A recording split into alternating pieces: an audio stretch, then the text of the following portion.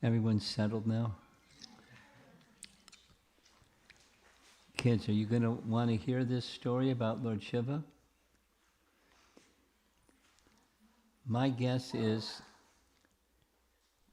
for about 3 to 5 minutes it'll be okay. And if you get restless, you know what to do, right? I've been around a few years, so I know what happens.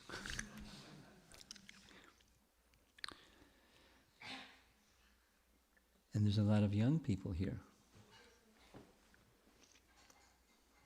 And a lot of familiar faces, and some people I don't know if we've met before. Because tomorrow is Siva Ratri. Tomorrow is Siva Ratri, right? By the way, it's Siva Ratri in China too. But tomorrow is already today, our time. So, we'll be discussing topics about Lord Shiva. Specifically, the theme for this evening, and then again Sunday evening.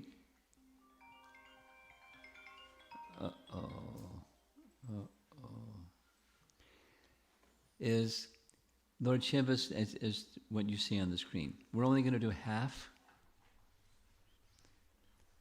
Lord Shiva's interactions with Chaitanya Mahaprabhu in honor of Gaura Purnima coming up very soon. Lord Shiva's interactions with Krishna, and then on Sunday we'll continue Lord Ramachandra and Lord Sankarsana.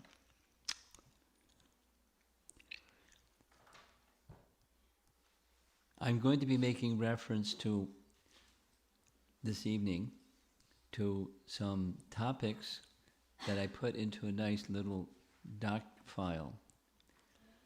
It probably has to be converted to a PDF because not everyone can read digital files unless it's in a PDF format. But Sundra, you'll take care of, somebody will take care of all of that. So in course of time, those of you that are here, and those even people that aren't here, will receive some documents that give references from scripture about Shiva tattva. What does that mean? Shiva tattva, tattva is just a Vaishnava term that means the truths about something. Like Jiva tattva, Krishna tattva, Shakti tattva, something tattva. It's not exhaustive, but statements from scripture about Lord Shiva and where he fits into everything, the bigger picture of everything. There's a source of everything, and he's part of that which is the source of everything, and tattvas describe that little piece of the big picture.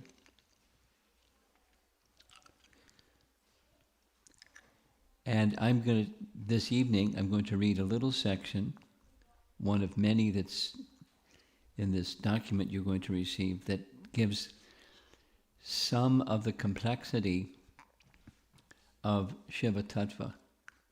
In our Vaishnava line, it is said there are two topics that are very complex, not easy to understand. Very complex. Shiva tattva is one of them. Very complex.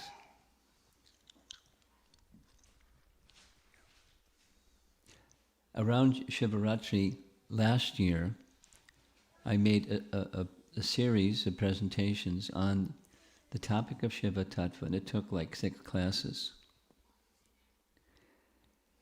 And he is, besides the complexity of the tattva, he has so many different residences, like 8 different residences in the universe.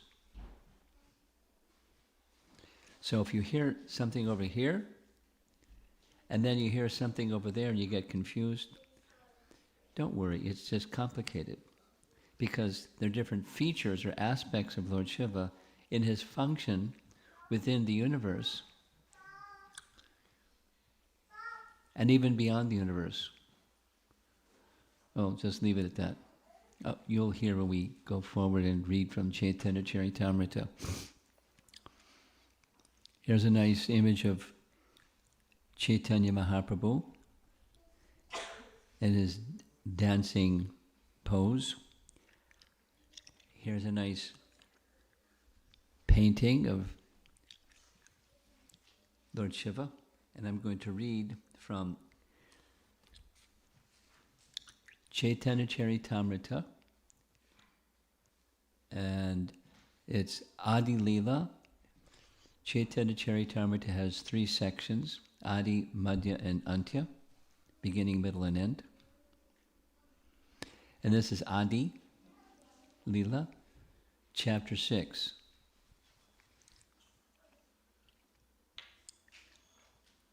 And verse 78 and 79. 79 is mentioned on the screen. Here's 78. He who is Sesha Sankarshana with his thousands of mouths serves Sri Krishna by assuming 10 forms. So we can hear about 10 forms. Rudra, who is an expansion of Sada Shiva, and who appears in unlimited universes, is also a guna avatar, or qualitative incarnation, and is the ornament of all the demigods in the endless universes. So, because of some newer people, I'm going to go a little bit slowly, but it's complicated. The purpose of putting the complicated first is the subject matter. It's very high subject matter. To understand it simply, it's easy to understand it simply, but the bigger picture is a little complicated.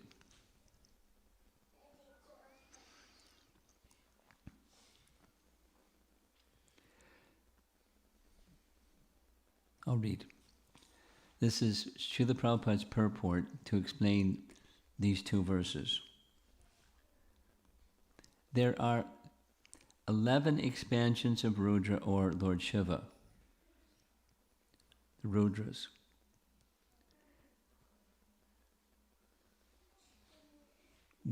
How did the Rudras come to be? The Rudras came to be when Lord Brahma became fully enlightened by receiving mantra and chanting mantra for millions of celestial years, which is different than the earthly years. He became, according to Brahma Samhita, he became well acquainted with the ocean of truth, and he began reciting the Govinda prayers, very celebrated verses within Brahma Samhita. He, after all these prayers, he went about the work of building the universe, because when Brahma was born, there was nothing. There was darkness in all directions. There was no sun, there was no moon, no electricity, darkness in all directions. And there was a lotus flower that came from the navel of Garbhodakshai Vishnu, kind of mystical. And he received instructions to build the universe, and the Shakti to build the universe, and the plan of the universe. He was given a vision of the universal form. So he knew, like, there's the architectural plan, but there's no ingredients. There's a plan. Anyway, Brahma's very intelligent, and he built the universe. That was pretty fast. He built the universe. Then he had, the next business is to fill up the universe with praja, with offspring. So first manifestation directly from the body of Lord Brahma was the 4 Kumaras. And Lord Brahma requested, here's this universe, you're my firstborn sons, please assist me in filling up the universe with praja, which meant they were to become married in order to have praja. And they said, thanks but no thanks. We'd like to remain brahmachari, naishtika brahmachari. So then, this is from Bhagavatam, Canto 3. Brahma, hearing the decline of his 4 sons to help populate the universe, became angry. And the anger manifested from his brow in the form of Rudra.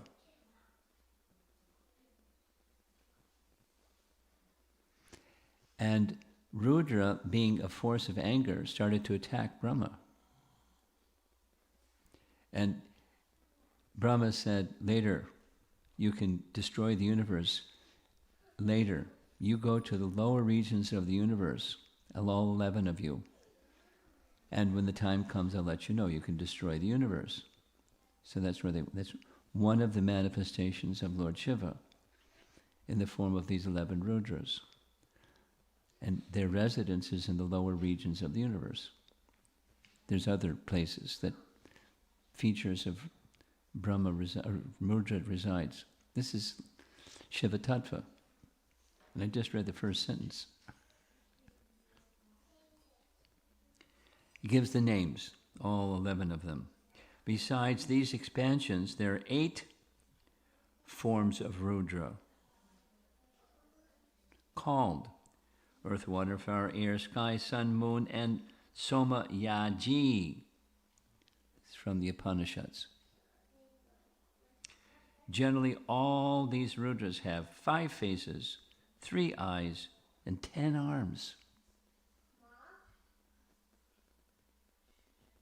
Sometimes it is found that Rudra is compared to Brahma and considered a living entity. But when Rudra is explained to be a partial expansion of the Supreme Personality of Godhead, he is compared to Shesha. I've only gone through 4 sentences, and there's much more. Get the idea? It's complex. Now, all of these statements, they're derived from Shastra. It's not from the air. I'm doing this just to give you a picture before we go forward about on Siva Ratri, in honor of Siva Ratri. The tattva is complex.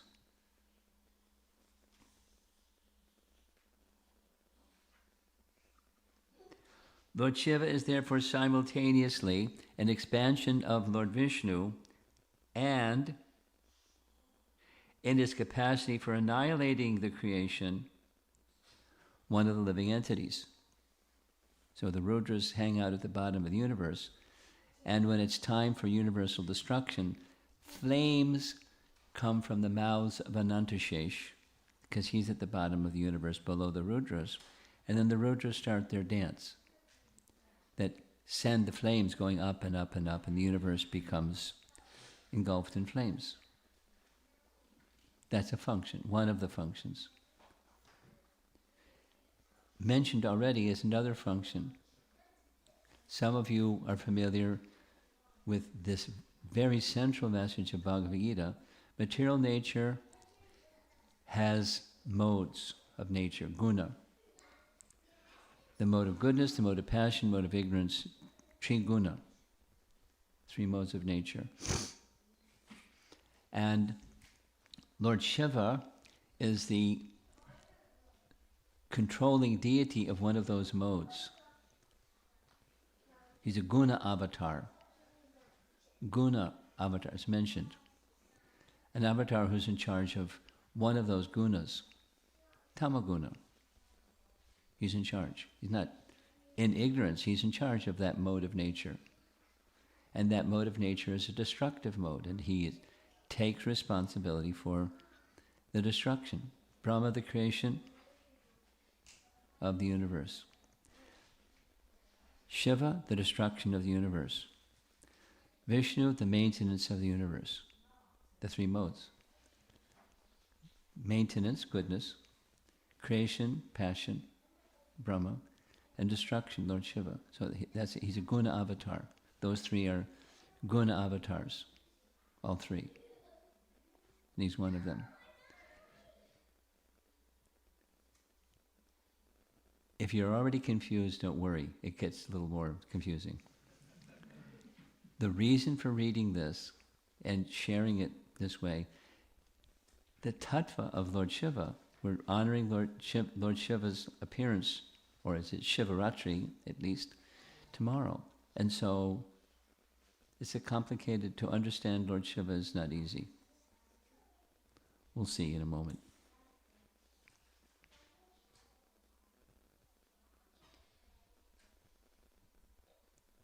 In Srimad Bhagavatam 10th canto it is stated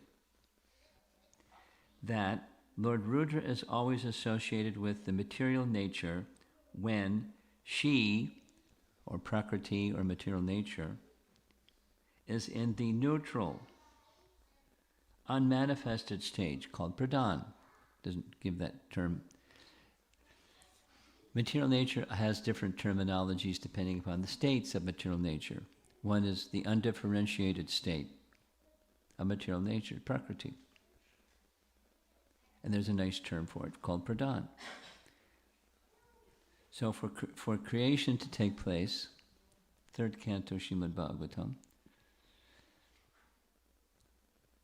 there's cosmic annihilation, all living entities. The whole Prakriti is withdrawn, and the living entities are withdrawn within the body of Mahavishnu. Maybe I shouldn't go through this. It's like, the reason of going through this is just to underscore, Shiva Tattva is complicated. If you really want to understand who is Lord Shiva, fasten your seatbelt. There's complexity. And there's different aspects of him, and he has different functions and different services, and he's a very important personality in the whole picture. But to understand the parts of that whole picture is complex. Okay, here we go. In Brahma Samhita, the relationship between Vishnu and Shiva is compared to that between milk and yogurt. They're the same, but they're different. Milk and yogurt are both milk, a milk product, but there's something that transforms milk into yogurt, and that's a souring agent, or acid, or lemon, or something. And then you can curdle milk, and it becomes yogurt, dahi. There's a verse in Sri Brahma Samhita that says that specifically.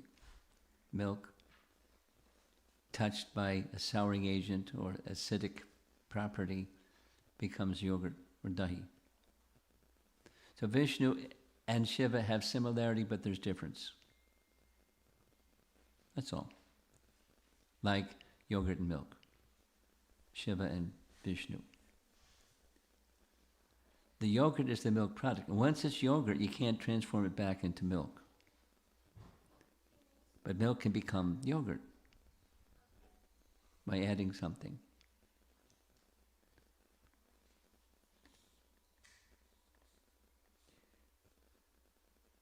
Similarly, Lord Shiva is an expansion of Lord Vishnu, yet because of his taking part in the annihilation of the cosmic manifestation, he is considered to be changed, like milk converted into yogurt. In the Puranas, it is found that Shiva appears sometimes from the brow of Brahma. We mentioned that one already. Brahma became angry when the Kumara said, "No, we're not going to help you. We want to remain brahmachari. Sorry, Dad." And in his anger, from his brow manifested Rudra. Sometimes, according to the Vedas, sometimes Lord Shiva comes from the brow of Lord Vishnu. I'm almost done with this purport, this little reading. The annihilator Rudra is born from Sankarshana, which we're going to hear a little bit further about on Sunday, the relationship between Shiva and Sankarshana. He appears from the brow of Vishnu. One of the names of the expansions of Vishnu is Sankarshana. And he is the ultimate fire to burn the whole creation. In Vayu Purana, there's a description of yet another aspect of Lord Shiva known as Sada Shiva, and Sada Shiva is situated in the Vaikuntha realm.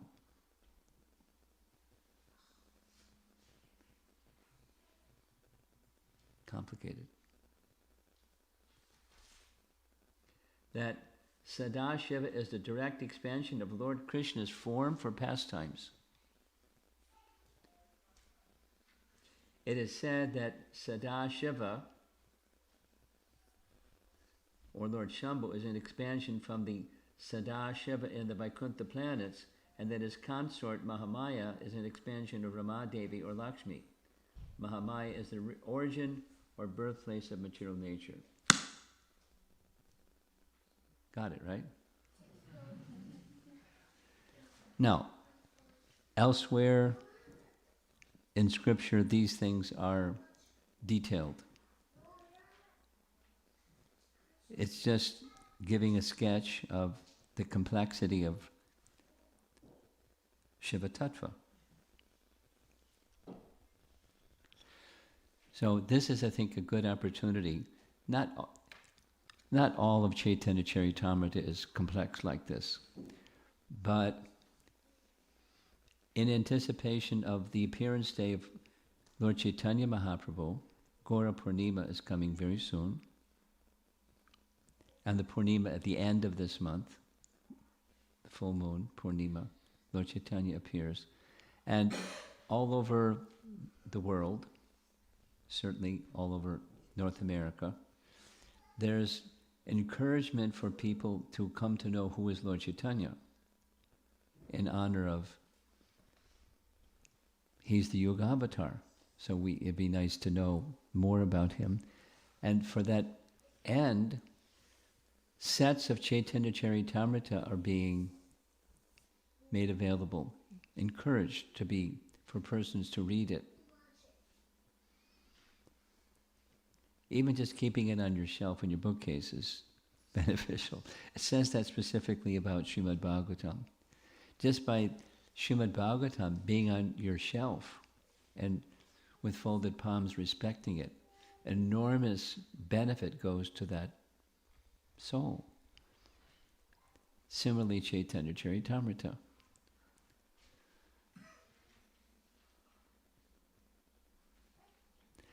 The verses that are being discussed in the morning in the temple are explaining what I just said. It's expanding what I just said. There's a very important verse. I'll just say it quickly. One of the chief associates of Chaitanya Mahaprabhu there were two principal ones that lived with him day and night in Jagannath Puri, because that's where he stayed for 18 years. After sannyas, he traveled and then we came back to Puri for 18 years. He was in states of extremely high consciousness, in the mood of Radharani's love for Krishna and separation from Krishna. So, by his side, constant companions were Swarup Damodar and Ramananda Roy. Those of you not familiar with Gaura Leela, you'll hear those names again and again in the course of time. Question: who is amongst the associates of Krishna in Vrindavan, whose name do we hear maybe the most? Radharani, right? Radha Krishna. Radharani has expansions of herself, and they're in the form of her principal associates or gopis. Gopis are expansions of Radha. And there's 8 principal gopis amongst the millions of gopis. And the 2 amongst the principal 8 gopis, Ashtasakis, you probably heard, Ashtasakis. 2 is Lalita and Vishaka. Swarup Damodar and Ramananda Roy, they're these 2. This is a Gaura Purnima topic. And the person who composed the following verse is one of those 2. And he understood Chaitanya Mahaprabhu like Lalita and Vishaka understand Radha. If you want to know about Radha, ask Lalita and Vishaka. They know all of everything. Inside, outside, everything. So I won't say the Sanskrit. Well, the Sanskrit is nice. Radha Krishna Pranaya Vikriti Ladini Shakti Asma. Ladini Shakti, that's Radha. The pleasure potency of Krishna's Radha. Ladini Shakti. And Ekatmanavapi Bhuvi Pura Deha Beda Gatautal. These 2 are eternally manifest in 2 forms, although Eka Atma, they're one entity. As the sun and the sunshine are one entity. But they're manifest, the sunshine is not the sun. It's emanating from the sun. And there's the sunshine. So there's a Shaktiman and there's a Shakti. There's Radha, who's the Shakti, and there's the possessor of that Shakti, and that's Krishna. So one entity, Radha Krishna, eternally manifest in 2 forms. Deha Beda. 2 forms. The next verse, this is Swarup Damodar saying, and now those 2 forms have become 1 form. Chaitanya Mahaprabhu is Krishna himself in the bhava, or the ecstasy of Radha, and the duty or the luster of Radha. Chaitanya Mahaprabhu was golden in complexion, or duty. And he had the bhava of Radha. So that's Chaitanya Mahaprabhu. So in this Chaitanya Charitamrita, which we're hearing in the morning class, that verse is being explained similarly in detail, but somewhere that storehouse of knowledge should be kept. And that storehouse of knowledge about Lord Chaitanya being Krishna himself in the mood of Radha is found in Chaitanya Charitamrita. And then there are many pastimes. So what I wanted to do this evening is go through some of those pastimes. And not in too much detail. This is a painting from just 2 verses of Chaitanya Charitamrita, where Lord Chaitanya, after taking sannyas and living in Puri, he made an excuse. He said, I want to find my brother. He's taken sannyas. He's somewhere in South India. I want to go find my brother somewhere in South India. I want to find the needle in the haystack. So he went. He didn't go for finding his brother. He went to give his association of love of God to the whole of India. He went south and he went all the way to up the west side, back to Puri. So one of the places he went was Sri Shaila. And while he was in Sri Shaila, the painting shows, he met Lord Shiva, who was in the appearance of a Brahmana, and Durga by his side was the Brahmani, and they spent days together discussing transcendental topics because Lord Shiva is very dear to Krishna, or Lord Hari. So there's one example of, this is the topic for this evening, exchanges between Lord Shiva and Lord Chaitanya. One of the associates of Lord Chaitanya where he made his appearance, because we're on Gaura Purnima, we're going to honor his appearance, Lord Chaitanya's appearance. He appeared in Navadvip. And one of the residents in Navadvip was this person named here, Murari Gupta. By profession, Murari Gupta was a physician. But he was a Brahmana, and he had great love for Lord Chaitanya. So he wrote a book called Chaitanya Charita Mahakavya. And that Chaitanya Charita Mahakavya, there's a little section, it's 8 prayers spoken by Mahaprabhu, which were recorded by his dear friend and associate Murari Gupta, what Lord Chaitanya had to say about Lord Shiva, who was very dear to him. I'm just touching on these topics. I'm not going to go through the Ashtakas. But the topic for this evening is examples of Lord Chaitanya's interactions with Lord Shiva. Another biography, in addition to Chaitanya Charitamrita, is this one, Chaitanya Bhagavat. The author of Chaitanya Bhagavat is different than the author of Chaitanya Charitamrita. It was an earlier biography written by Vrindavan Das Thakur, who was another great devotee of Lord Chaitanya, without details. And there's a description, one time there was a singer who was playing on a little drum, little din-din drum, and singing the glories of Lord Shiva. And he was very happy, singing the glories of Lord Shiva. And Lord Chaitanya Mahaprabhu heard him and saw him and became ecstatic in the mood of Lord Shiva. And in the mood of Lord Shiva, he got up on the shoulders of the singer and started singing the glories of Lord Shiva along with the singer. And after some time, he regained his composure and he got down from the man's shoulders. And according to this biography, Chaitanya Bhagavat, just after that is when Lord Chaitanya began for the first time the evening Sankirtan. Some of you have been around for a while.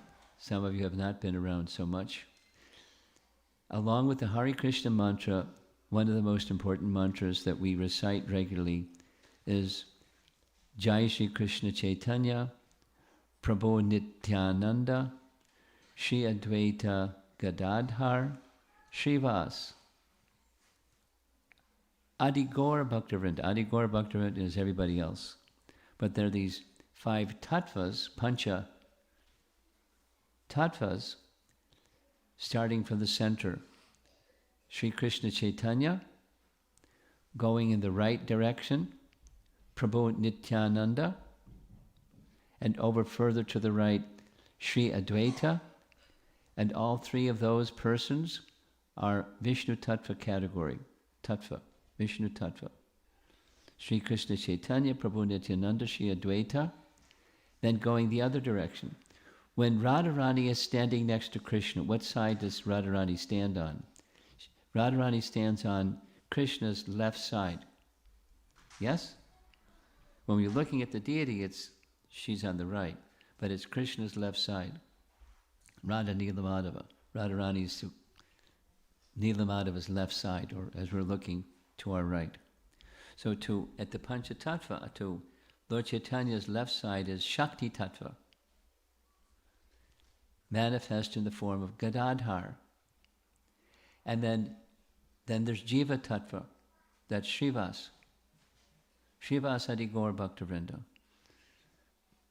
You with me? Okay, good. At least one man is saying yes. Let's say the mantra together. Jaya Shri Krishna Chaitanya, Prabhu Nityananda, Shri Advaita Gadadhar, Srivas Adi Gaura Bhaktivinoda. So in Gora Lila, Lord Chaitanya's Lila, one of the activities that was part of his Lila was Sankirtan every evening at the house of Srivas. The house of Srivas was much bigger than this house. It was one of those extended family kind of things. Big. So it's big space, and all the devotees of Lord Chaitanya came together every evening and had loud Sankirtan. And they locked the gate. And after some time, they decided, let's not open the gate, let's not lock the gate, let's open the gate, and let's go out into the public. And it's kind of like how Prabhupada started the Hare Krishna movement from 26 2nd Avenue, the house of Srivas. Kirtan. It was only 3 nights of the week. But in Srivas's home, this is a pastime of Lord Chaitanya, first came this exhibiting the mood of Lord Shiva by hearing a singer playing on a little drum, singing the glories of Lord Shiva, becoming ecstatic in the mood of Lord Shiva and getting on his shoulders and running around with the singer on his that was doing the running. And then he started the Sankirtan. It's significant. Now, in the Srimad Bhagavatam, 11th canto, chapter 3, Srimad Bhagavatam, there's a section where the king, who is pictured on the right, is about to perform a yagya. His name is King Nimi. And as he's doing the yagya, you see the brahmanas and the fire and everything. As the yagya is about to begin, lo and behold, from the sky come these 9 glowing Navayogendras. And they're like Narada Muni. They don't need a spaceship. They don't need wings. They can just travel wherever they want. They have mystic powers. So they showed up at the yagya. Nimi stopped the yagya and stood up and said, I don't know who you are, but you're obviously exalted personalities. May I pose some questions of you? And he asks a number of questions, and there's a few chapters. They give answers to his questions. One of the questions was, who are the avatars for each of the 4 yugas? And the answer that they gave to the avatar for Kali Yuga is Shiva Varinchi Nutam Sharanyam. Your lotus feet are the shelter of all holy places and of all saintly authorities in the line of devotional service, and are honored by the powerful demigods like Lord Shiva or Lord Brahma. So even Lord Shiva and Lord Brahma honor the Kali Yuga avatar. That's a reference of Lord Shiva's dealings with Mahaprabhu, the Yuga avatar, for this age of Kali. What does that mean for those of you that are newer? What does Yuga avatar mean? Yuga avatar means, according to Vedic picture, time moves in cycles. It's like it's winter, but it's changing. It's going to become spring, slowly. And then after spring comes summer, and after summer comes fall, and seasons move, day and night moves, years move, and yugas move. There's bigger cycles. And then there's so many yugas makes a day of Brahma, and so on. Time moves in cycles. So, of those cycles, there's 4 yugas that makes up day of Brahma. 4 yugas. So, anyways, Satya Yuga, Treta Yuga, Dwapara Yuga, and Kali Yuga. There's a form of the Lord who presides over that yuga, that is, generally speaking, the Yuga avatar appears at the beginning of the yuga and sets the standard for the means of achieving perfection for that yuga, called the Yuga avatar. From the spiritual world, that's avatar. It comes into this plane, material plane, and teaches how to achieve perfection suited for this age. That's Yuga avatar. 4 yugas, 4 Yuga avatars. So the king, King Nimi, is asking these sages, what's the names, and give a little description, please, of the Yuga avatars for the 4 yugas. So one of the 9 give that answer. Here's the answer. So far we've only covered 7 slides. And now interactions between Krishna and Lord Shiva. In Mahabharata, there's a section where Maharaj Yudhisthira is discussing with Bhishma Dev. It's Maharaj Yudhisthira who says to Bhishma Dev, in all of the universes, the only person who understands Lord Shiva is Lord Krishna. So if you didn't understand all of what I said about Lord Shiva, don't worry about it because you're not Krishna.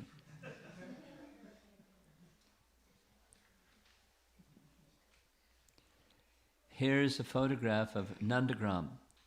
Nandagram is the ancestral home of Nanda Maharaj. Nandagaon in the local language, but Nandagram. And it's up on a hill, and it's a little hazy this particular day, but it's nice and green.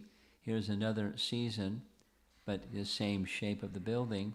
And this is what the building looked like, Nandagram.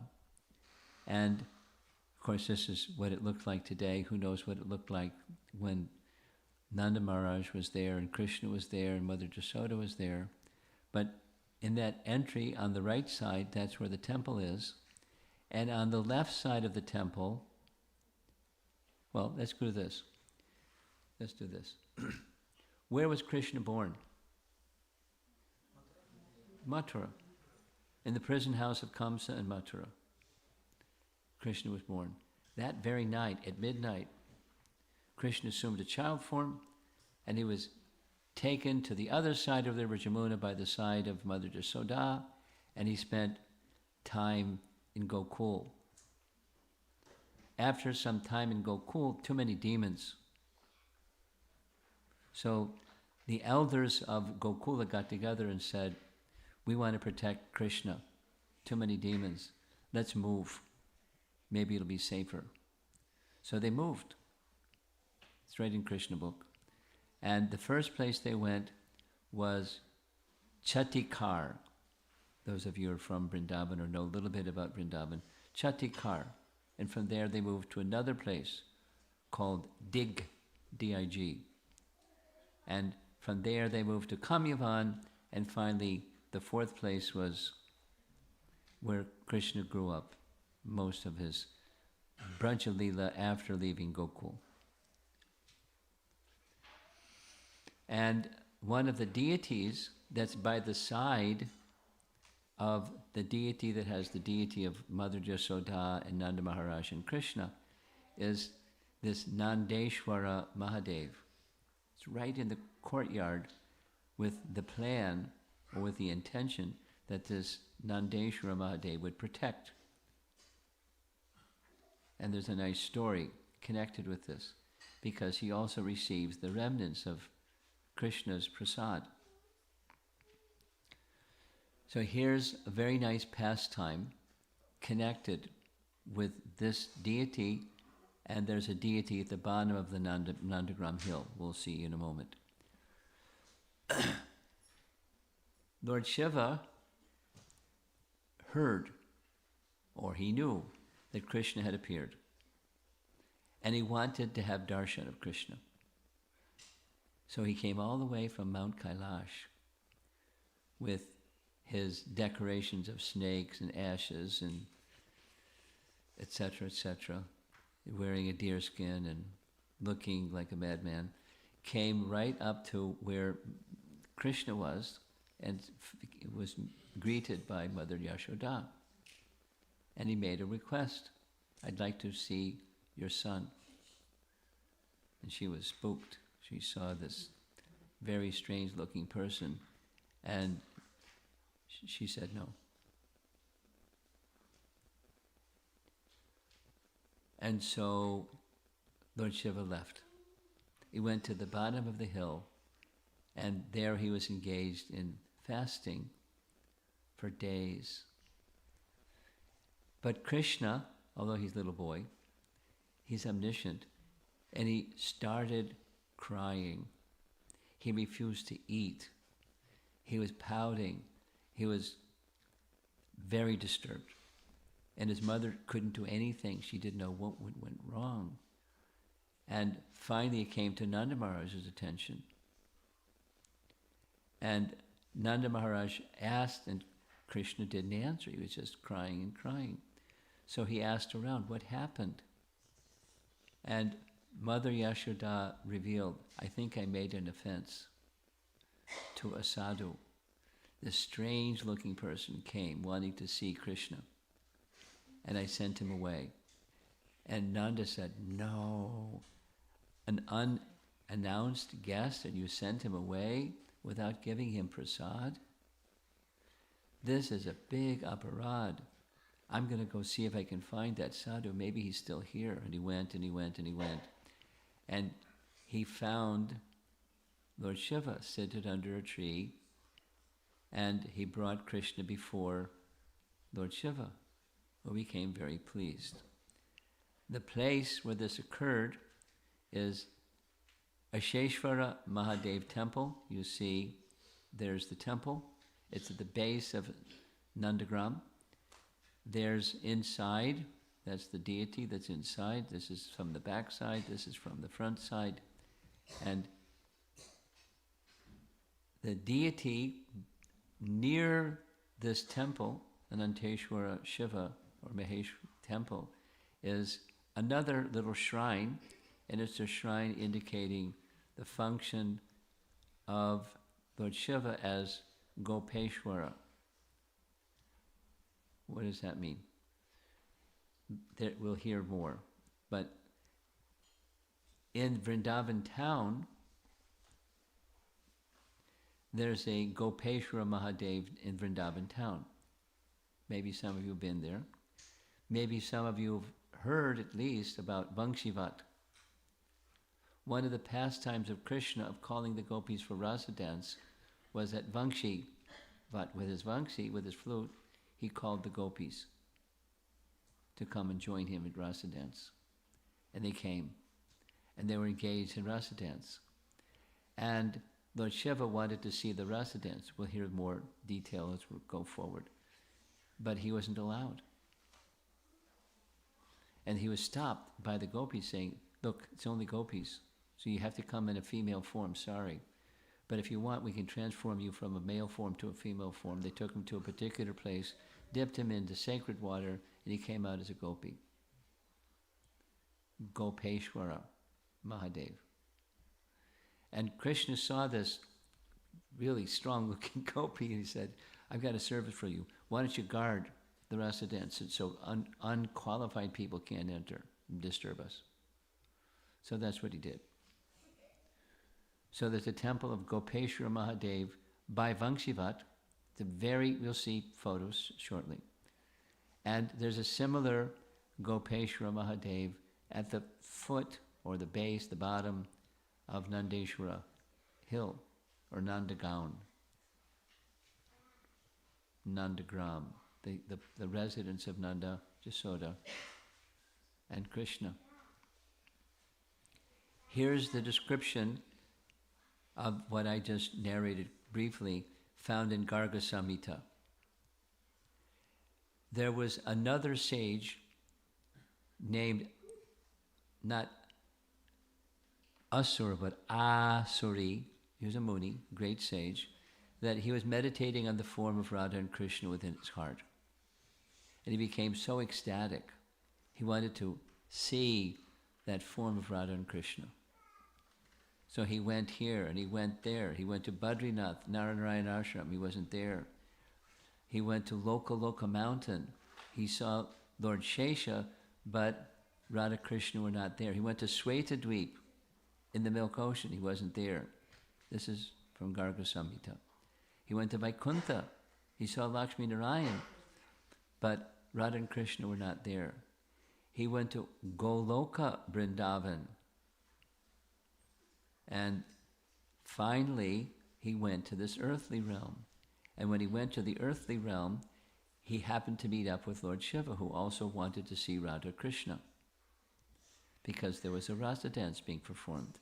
So together, the two, Ahasuri Muni and Lord Shiva, went to see Krishna's rasa dance at Vangshivat.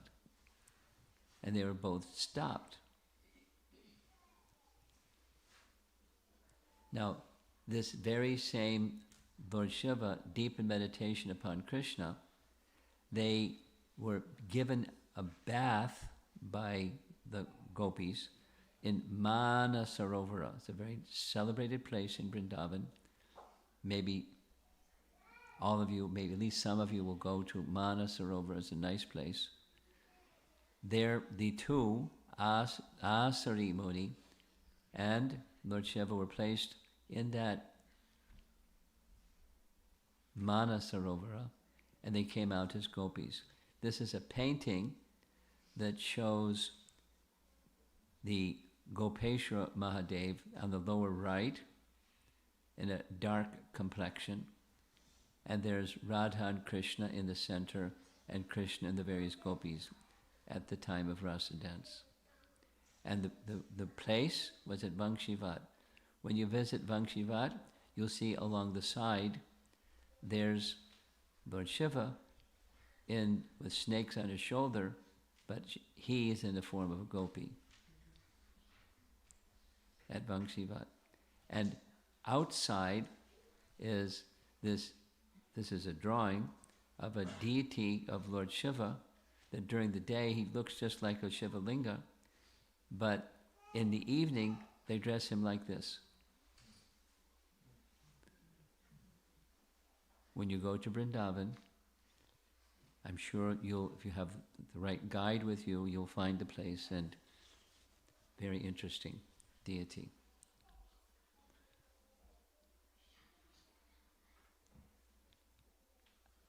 Another interaction between Lord Shiva and Krishna is found in chapter 34 of Canto 10, Srimad Bhagavatam, where on the occasion of Siva Ratri, which is tomorrow, yes? Nanda Maharaj decided, let us make a visit to Ambikavana forest. And it's northwest of Vrindavan. And so they got their bullock carts and paraphernalia, and they went to see this temple in the back. It's a temple of Lord Shiva. You see there's a Shiva Linga. And they went to see Lord Shiva and honor him on Siva Ratri.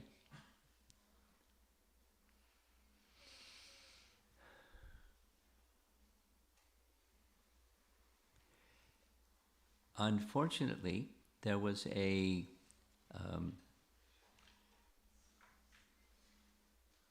large serpent that was just outside of the temple area, and when they were taking rest at night, the serpent started to swallow Nanda Maharaj. It's chapter 34. And as he was being swallowed and swallowed and swallowed, and more of his body and more of his body and more of his body was disappearing, what did he do? He called for Krishna. He's the father and asking his little boy. So what did Krishna do? He came, he placed his foot near the head of the serpent, and the serpent then, the painting is showing, I mean, the boys were whacking the serpent with sticks and fire, and, it didn't stop him. But when Krishna touched the body of the serpent, then from the body of the serpent came the personality who was occupying the body of the serpent and offered prayers to Krishna and explained the whole thing of how he had become this serpent. And Nanda Maharaj was now saved. Here's another. Much later, in the 10th canto Bhagavatam, is chapter 63, where it gives a description of Banasura. Who is Banasura? Banasura was the eldest of 100 sons who had as their father Bali Maharaj. Who was Bali Maharaj? Bali Maharaj was the grandson of Prahlad Maharaj. Bali Maharaj, Prahlad Maharaj, Virochana Bali. So Bali was born in a family of Daityas, and one of his sons, Bali Maharaj's sons, who became, Bali Maharaj is one of our Mahajans, because he surrendered everything, etc., etc., one of the 12 great authorities. But his son was Banasura, 100 sons. And Banasura became a great devotee of Lord Shiva. And Banasura, one time, in worshipping Lord Shiva, he went to Kailash, that's what the painting is meant to show, and he was doing music so that would inspire Lord Shiva to dance. Lord Shiva liked it so much. He had given him 1,000 arms, and he was playing drums, so Lord Shiva could dance. Lord Shiva became very pleased with him assisting him in that musical accompaniment. So he offered Banasura a benediction, whatever you would like. Banasura, being a little snobby, said, "I'd like you to guard my capital city, so no one can disturb me."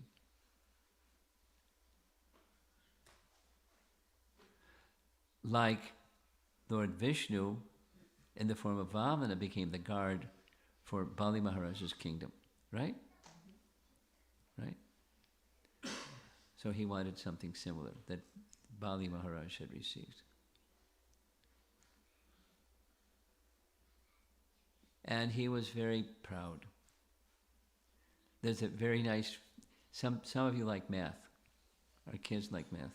You like math? Okay. Here's a math formula. Fruits of piety. Someone is pious gets fruits of piety. Strength, beauty, knowledge, renunciation. Those are 4 fruits of piety. So fruits of piety plus a heart that's impure equals pride. Do it again. So be pious, but make your heart pure. Fruits of piety plus a heart that's impure equals pride. Banasura was proud. He has all this strength, da-da-da-da-da. One day, he went to Lord Shiva and said, "You know what? I've got these 1,000 arms, but I can't find anybody capable of having a good fight with except you." And Lord Shiva understood the person he had given this benediction to who. So he became angry and he said, "Your flag will be broken." This is right from the Bhagavatam. "Fool, when you have done battle with one who is my equal." So one who is equal to Lord Shiva in battle? Krishna, or Krishna's son. So what happened? that fight will vanquish your conceit. Lord Shiva, right in the Bhagavatam, Lord Shiva considered it would be improper to kill my servant with my own hands. Instead, this foolish servant, intoxicated person, who has received my mercy, thinks his mighty 1,000 arms to be a burden, then my master, who relieves the world of its burden, will indeed take away his burden. So in course of time, Banasura had a daughter. And the daughter's name? Usha. You know the story of Usha and Aniruddha? So, Usha kept having these dreams.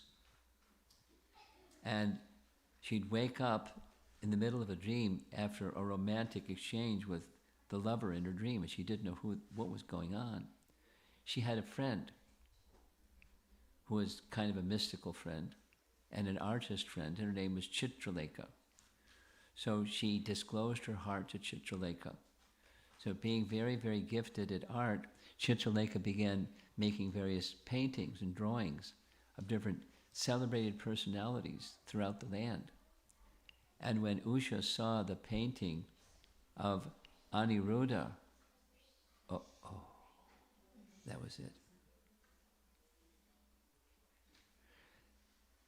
Vrishnis, Shurasena, Anakandundobi, Balaram, Krishna, none of them. But when she drew the painting of Aniruddha, that's him. So Chitralekha had mystic powers, along with artistic abilities. So she went to a place where no one could enter.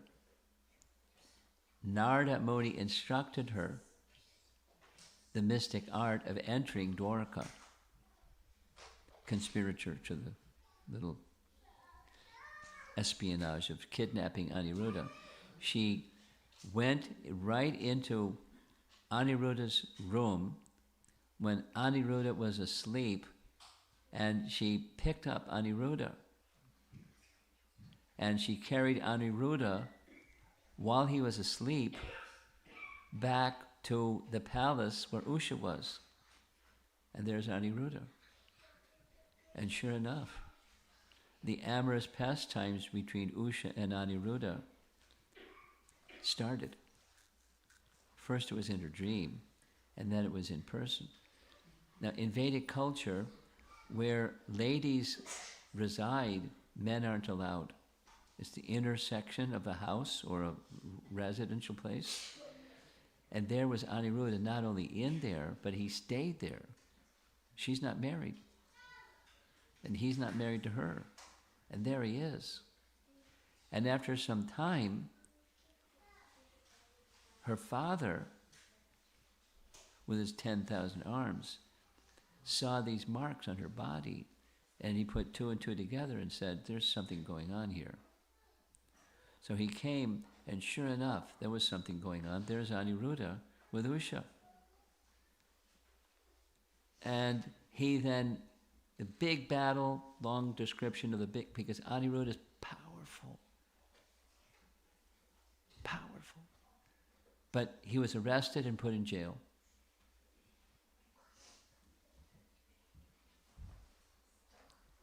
Word of his being arrested and put in jail came back to Dwarka with the news. You see on the left side, there's Narada Muni, gave him the news. Hey, guess what? Aniruddha's in jail. What? And there's Krishna hearing this. And it was decided, it was actually Ugrasena, but it was decided the entire Vrishni army would go to the place where Aniruddha was in prison.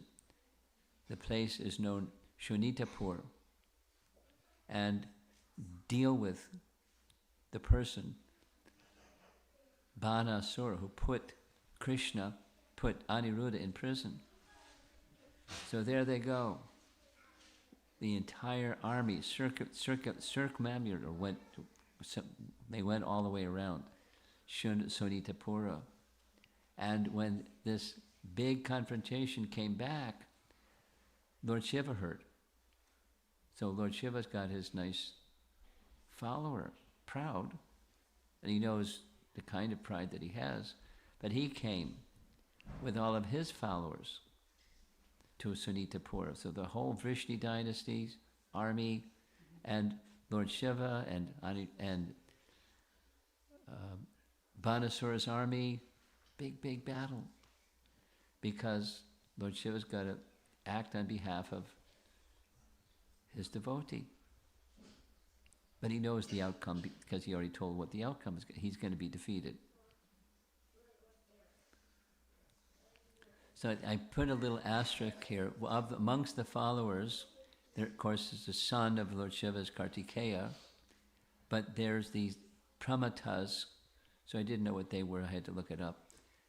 Powerful mystics who were in Lord Shiva's retinue and who assumed many different forms. So they came with him. Big confrontation. And in the big confrontation, Lord Krishna, with his Sudarshan chakra, started cutting off the 10,000 arms of Banasura. So the pledge that Shiva gave to Banasura came to pass. He was defeated by one who is in power equal to Lord Shiva, or actually greater. So then here is a painting, very nice painting. There's Krishna seated on a chariot, Lord Shiva at the feet of his chariot offering prayers. The topic for this evening is the exchanges between Shiva and Krishna. Interactions between Shiva and Krishna. Here's one. You alone are the absolute truth, the supreme light, the mystery hidden within the verbal manifestation of the absolute. Those whose hearts are spotless can see you, for you are uncontaminated like the sky. You are the original person, one without a second, transcendental and self-manifesting, uncaused. You are the cause of all causes. You are the ultimate controller. You are nonetheless perceived in terms of the transformations of matter effected by your illusory energy, transformations you sanction so that the various material qualities can become fully manifest. Almost done. Here's Lord Shiva's final words. Let us worship you, the Supreme Lord, to be freed from material life. You are the maintainer of the universe and the cause of its creation and demise. Of course, Lord Shiva is the agent of destruction, but he does so with the strength or power or authority given to him by Krishna. Equipoised and perfectly at peace, you are the true friend, self and worshipable Lord. You are the one without a second, the shelter of all the worlds and all souls. So Lord Shiva is appealing to Krishna to be kind upon his devotee Banasura and don't kill him. And Krishna said, I had no intention of killing him. I just wanted to curb his pride. So Shiva instructed, and Banasura came before with his remaining 4 arms and paid obeisances to Krishna under the order of Lord Shiva to do so. In the conclusion, thus attaining freedom from fear, Banasura offered obeisances to Lord Krishna by touching his head to the ground. Bana then seated Aniruddha and his bride. So the father then consented to the marriage, Usha and Aniruddha.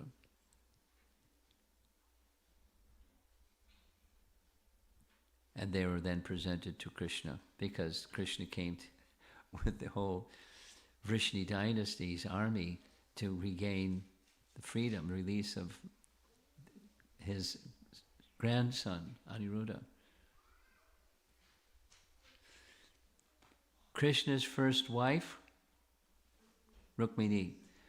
The first son of Krishna and Rukmini, Pradyumna. The first son of Pradyumna? Aniruddha. So Krishna's grandson, Aniruddha. He's not only given release to Aniruddha from prison, but here's Usha too. They can get married, no problem.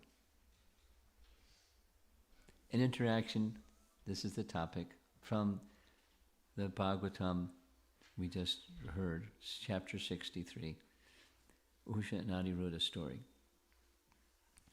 Here's a little description, a little bit more, and we're done. This is Brihat Bhagavatamrita. Now some of you are newer, and that's nice, because I don't know who the newer ones are, but I'm addressing the newer ones specifically. There are many commentaries written about Srimad Bhagavatam. One of them is this one. The commentator is Sanatana Goswami. Amongst the associates of Lord Chaitanya, he's one of the senior most.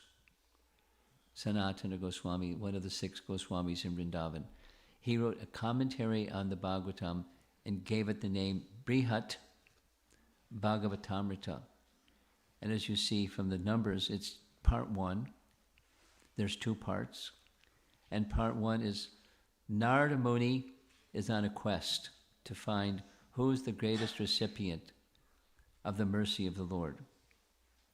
So when he goes to Lord Shiva, there's this commentary. This is commentary. Bana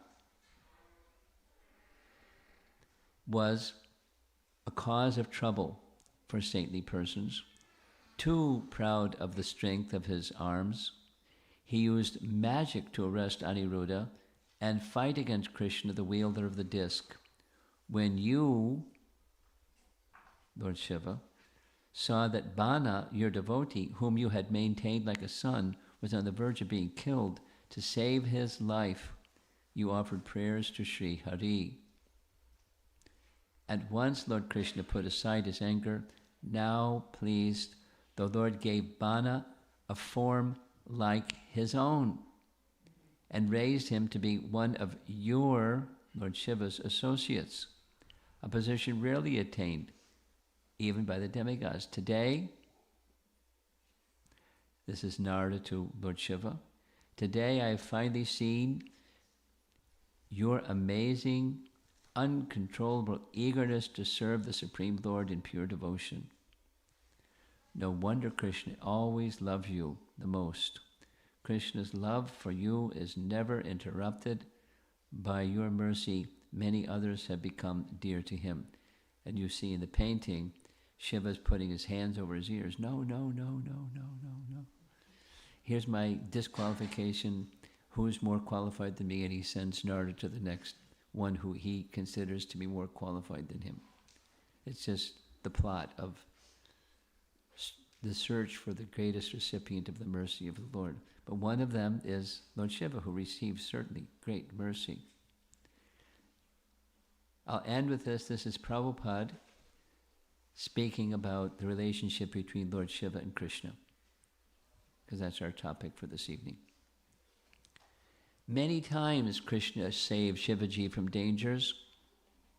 There's always fighting between demons and demigods. Sometimes the demons achieve victory, sometimes the demigods achieve victory.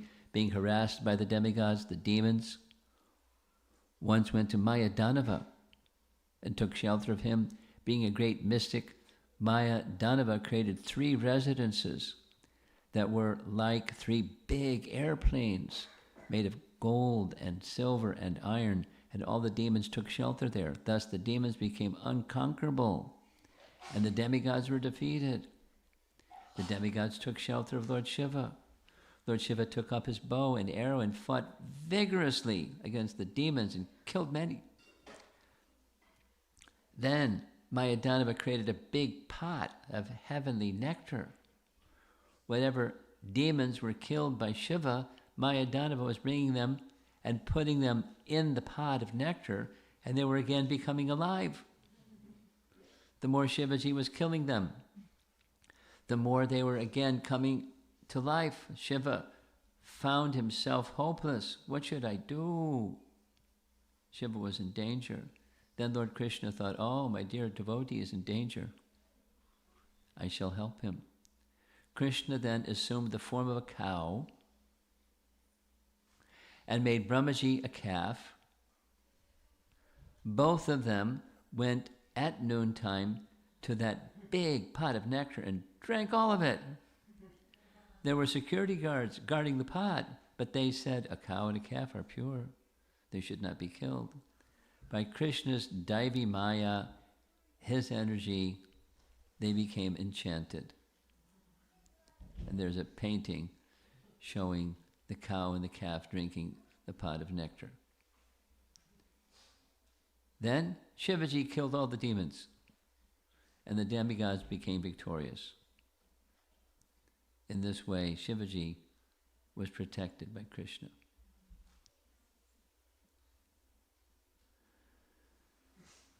There's more, but I think we should end.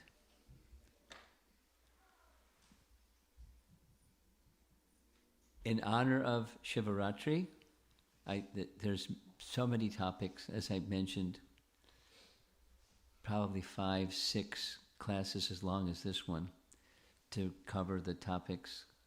So this is one. Interactions between Krishna and Lord Chaitanya, and Krishna on Sunday will speak about the interactions between Lord Shiva and Lord Ramachandra, Lord Shiva and Sankarshan. He's a very important Vaishnavanam Yata. According to the Bhagavatam, Vaishnavanam Yata Shambhu. Shambhu, Lord Shiva, is the greatest of all Vaishnavas. So we honor him on Siva Ratri. We see him as a Vaishnav, but we honor him as a Vaishnav, as we honor Vaishnavas on Siva Ratri. And back to the starting point. Shiva tattva is very complex. And sometime when I have 5, 6, 7 days, we'll go through the complexity further. But as you continue to read Srimad Bhagavatam and read, hopefully, someday at least, the postgraduate study here, this Chaitanya Charitamrita, because the pastimes of Lord Chaitanya in anticipation of Gaur Purnima, they're all here, along with Chaitanya Bhagavat and these others. So it's very edifying, and you'll feel something. You'll feel purified because he's the supreme pure, Chaitanya Mahaprabhu. So I was asked to make some kind of encouragement for those of you who are here to take home a set, or between now and Gaur Purnima, secure a set of Srimad Chaitanya Charitamritas, place it in your home, slowly start to read it.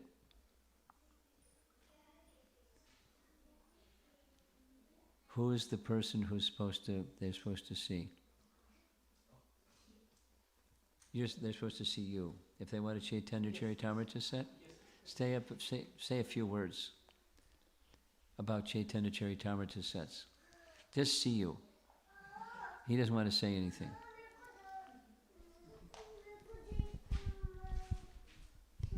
As Maharaj mentioned, this is a wonderful literature that everybody should have in their home. Just placing it in their homes, even in a shelf or on a table, just like the display there, it would benefit all of your families. Of course, if you can read, it would be even better.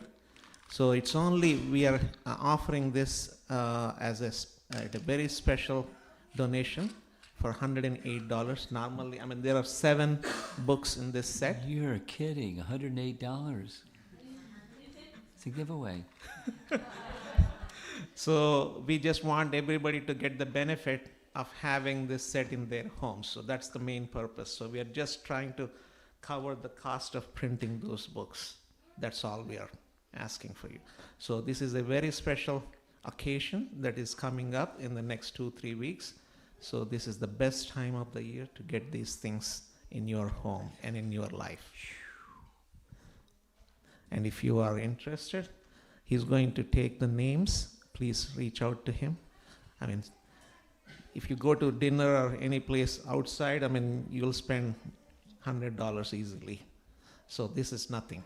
You're getting the entire essence of all the scriptures from Srimad Bhagavatam, Bhagavad Gita. Everything is encapsulated in these 7 books. Thank you. And also, in addition to that, if you don't have a Bhagavad Gita also, there is some Bhagavad Gita books. So please take one. Thank you. Hare Krishna. So is anybody interested right now? All right. One. What is your name, Prabhu? Pavan. No, go ahead. You're doing good. Anybody else? We were hoping that at least 11 sets from this session.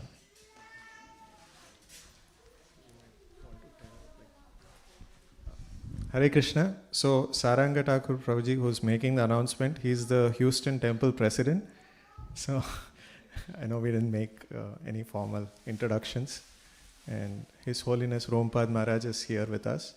So like Prabhuji mentioned, if you would like to, please make use of this opportunity. Usually the set costs a lot more.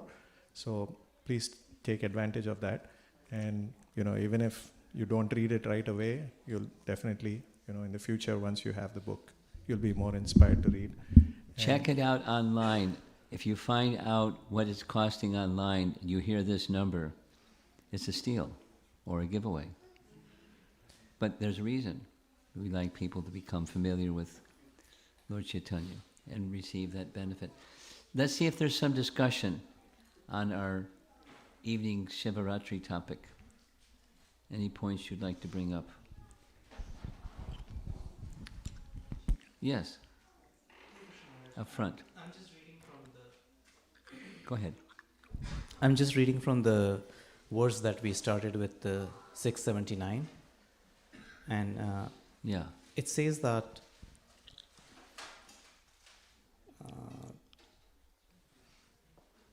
as an expansion of Lord Vishnu, he is called as Hara.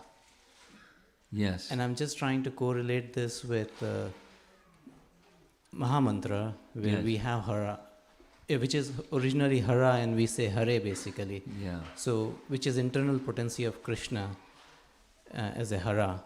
Yeah, So I'm but- just trying to understand if there is any correlation here in Mahamantra. Let me go to the page.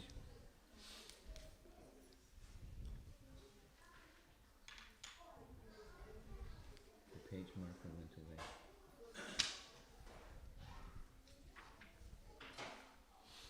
My understanding, well, I'm looking for the right page, is there's Hara and there's Hara. Because female names end with a long vowel. So Hara and Hara are not the same. Hari, there's a place in Mayapur called Hari Hara Kshetra. I'll show you that slide.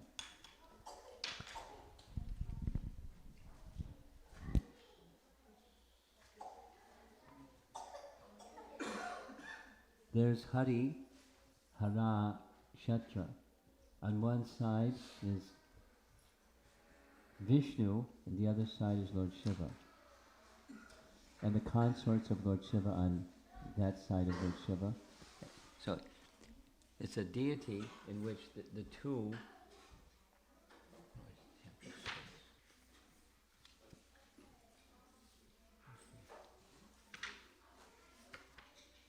Here we go. Yeah.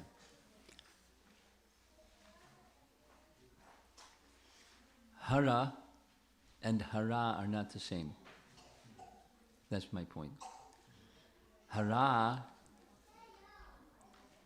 in the vocative becomes Hare. Hara is the internal potency, and Hara is a name of Lord Shiva. Is that okay? Okay.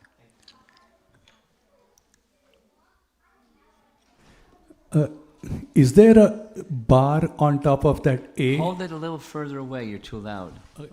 Or we Is- can turn the volume down. No, that's okay. Okay. Is there a bar on top of that A? Because that is, we know the mantra for Hara Hara Mahadev. There is no I in the end.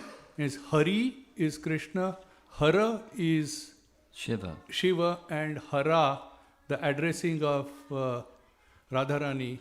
No, the addressing is Hare. Correct, yeah. The person is Hara. Hara. So there are three, like Hari, Hara, and Hara. Yeah. So that is that Hara, what he's, I think, referring to. No, what in this purport, I'll read. You ready? Okay. The first line, second line. The 11 expansions of Rudra, the names are given. One of the 11 names is Hara. So his question was, what's the connection between Hara and Hara, or Radharani, as we say in Mahamantra? Hare is the vocative of Hara. Oh, Srimati Radharani, Hara becomes Hare, the vocative. Is that clear? Okay.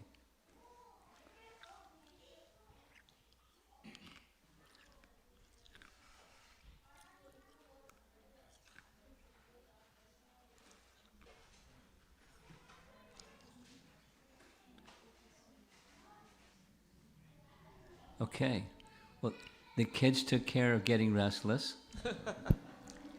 There were a lot of them here, and now they're off doing something else happily together. And you're still here. Okay. So we'll see you on Sunday, and part 2 of the interactions between, maybe I'll complete, because there's some further interactions between Lord Shiva and Krishna, because I thought we were running out of time, so I stopped. See you Sunday for Siva Ratri celebration at the Sunday feast. Srila Prabhupada ki? Gaur Premanandi. Hari Hari. Bol. Also, does everyone